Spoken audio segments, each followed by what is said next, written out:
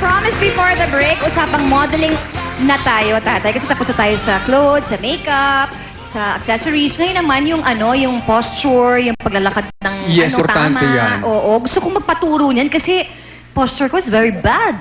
Lagi ako nakaslouch, nakuba, ganun. Paano ba yung... Yung important thing about posture kasi, it's for our own health also. Pag tama ang posture mo, yung paghinga mo mas regular, yung blood circulation mo mas regular also. Kasi can you imagine, pag nakaganyan ka, di ba, ipit lahat ng Ay, oo internal nga. organs mo.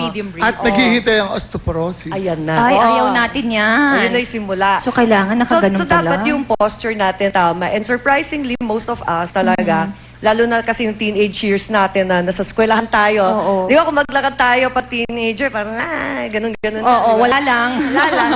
Bara-bara lang ang lakad. At saka pag teenager, di ba ang lalaki ng bags na dala? Oo, bibigat naman kasi Kaya naman. alam mo ang nangyayari na develop one-sided body. Oo, nakaganyan. Oo, para may scoliosis lang ang dating, di ba? Tsaka pagkarga yung bag, yung shoulder natin nakaganon. Kasi di ba Oo. yung weight Yes. bumababa. So, just to make sure, para fast check lang ng posture, ang gawin nyo lang, tinuro to ng PT, no? So, Okay. okay Hi. siya. Oh, ay, hindi pala gano'n. Okay, so itaas lang natin yung arms natin.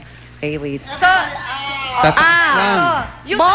Yung taas ng kamay natin, ito should be sa linya ng tenga. Alright? You should really be reaching up. Along with that, papasok nyo yung puso ninyo, syempre, di ba? Papasok natin ang puso natin. Tapos, pag hinga lang kayo a few, siguro mga 5 counts.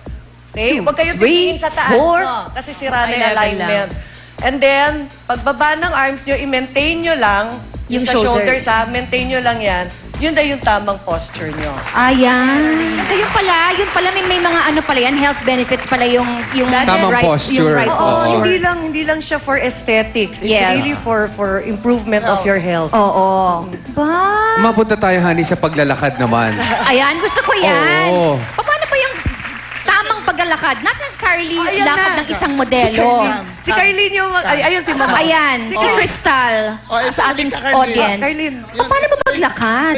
Okay, kasi iba yung lakad ng model tsaka ng beauty queen. Actually, mas close sa normal na tao yung beauty queen. Hindi ko naman sinasabi abnormal yung model na lakad. Hindi, Pero abnormal na syempre, yun. pang ramp yun. May Mas real pag ano. Yes, tama. So, yung normal na lakad, Straight. Ano ba to? Pang ano model? lang? Hindi. Beauty queen. Beauty queen. Beauty queen to normal. Pero Okay. ano yun, you always have to start with yung tamang Yung posture. posture. Okay. So, Yes. kunwari, tama na, no? For example, Naka-reach ginawa this- mo na yung ginawa Oo. ni Marina. Oo.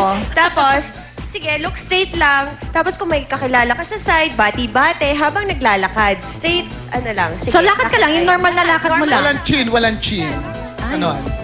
Hindi dapat naka-look down. Bumunggo ka, di ba? Pag Oo, nakalook.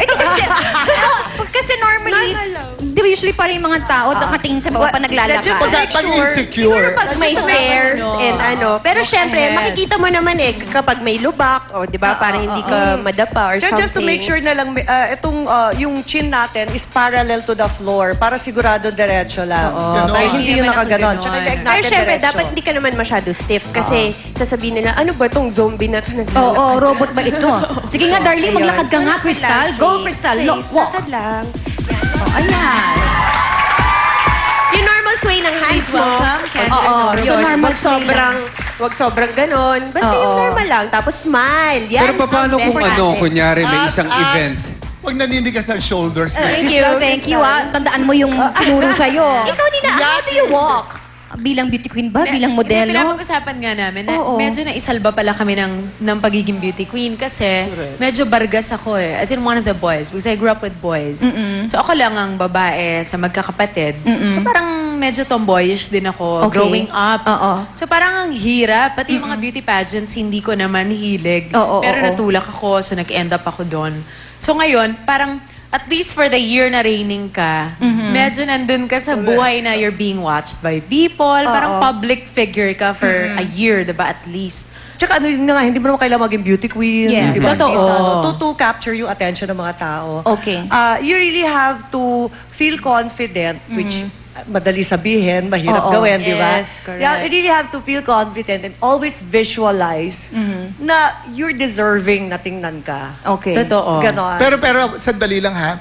baka ma-mislead sila ng confidence and arrogance. Ay, wag! Oo, Ayaw sa natin ibang yun. magkaiba yun. Ayaw natin ng, ng mayabang. Ayaw natin. Pero alam mo, confident lang. Di ano ka, pag confident ka kasi, sinasabi ko na yung sa accessories, di ba? Your best accessory will always be your smile. Yes, No? I agree. Kaya? Kahit pagpasok mo sa Pero kwarto. with clean teeth Ay, naman. Sino Pagdating Disclaimer lahat. Okay, pero nanay, ano nga ba talaga ang kailangan to be a super Pinay nanay? Yan ang alamin natin mula sa ating guest sa pagbabalik ng Love ni Mister. Love, baby! Sis!